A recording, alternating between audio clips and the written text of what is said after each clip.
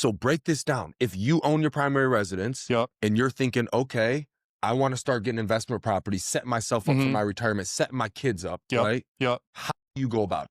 So for me, how I run my business is I add value to properties and I force the appreciation. A lot of you have probably heard of the model. It's called the BRRRR model. What that stands for is you buy a property, you renovate the property, you then rent the property out to a tenant, you then refinance the property, and then you repeat the process. So the big beauty of this, or the real value in this, is you're using other people's money to buy a distressed asset. So we'll talk rough numbers. Let's say we find a house that needs quite a bit of work, right? Needs a new kitchen, needs new bathrooms, it needs new windows, maybe you need to put a new roof on it. And you can find these deals a multitude of different ways, but let's say you buy the house for $100,000. And let's say during your due diligence period, based on what other properties have sold in the area, that house is going to be worth $200,000 when it's fixed up. And you're pulling comps from the MLS. You're pulling data of that neighborhood. Correct. Yep. Properties that have already sold. And are you really specific to like that neighborhood, like Grand Rapids? Yes. There's expressways, there's rivers, there's stuff. You're focused in on that little corridor. Yep. Right? So I'm a real estate agent, but if you're, just an individual and you're like just now getting started, reach out to agents. Like if you want to work with a good agent who understands the area, because there's a lot of cities that it's a street by street game. Like the comps can change very drastically. So big thing that I'm looking for is I don't want to cross any major streets. I want to stay ideally neighborhood specific. And I don't want to like cross any rivers or any like railroad tracks. Okay. So I'm trying to find properties as close to the one that I'm going to be doing the work to.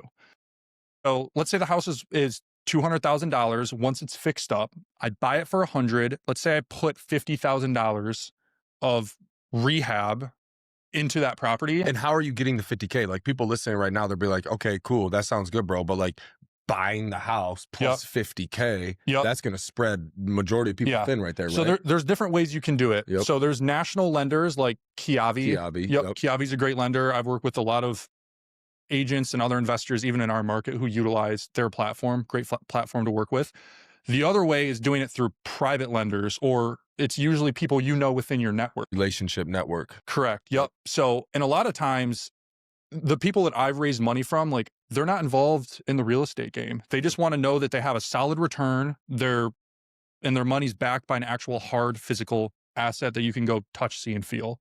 So that's why I love real estate.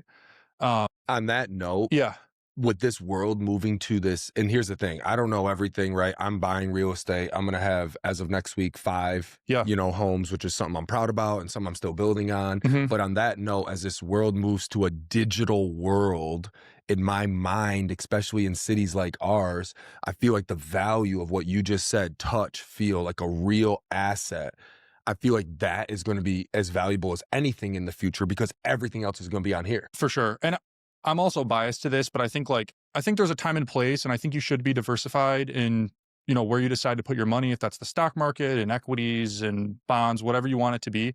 I love real estate because I know if I spend $150,000 at this house, like I can go touch it, I can go feel it, I can go see it, I can improve it, right? If I'm just giving $150,000 check to, if I'm just putting that in Tesla stock, like it's kind of out of my hands a little bit, right? So I like to have a little bit more control. So anyway, back to the BRRRR model is if the house is going to be worth $200,000 fixed up, I buy it for $100,000 and I put in $50,000, right? I'm all in for $150,000. You're going to have to pay some interest on that money that you borrow, right? From an individual or from Kiavi. But then what you do is once you fix it up and you get a lease in place and you rent it out, then we go to a bank like we go to North Point Bank. We say, hey, I just fixed this house up. It's brand new. Here's all the rehab that I've done. Here's the lease agreement that I have with a tenant that's hopefully going to pay that lease. And most times, depending on the deal, depending on the situation, the bank will give you 75% loan to what the property appraises for.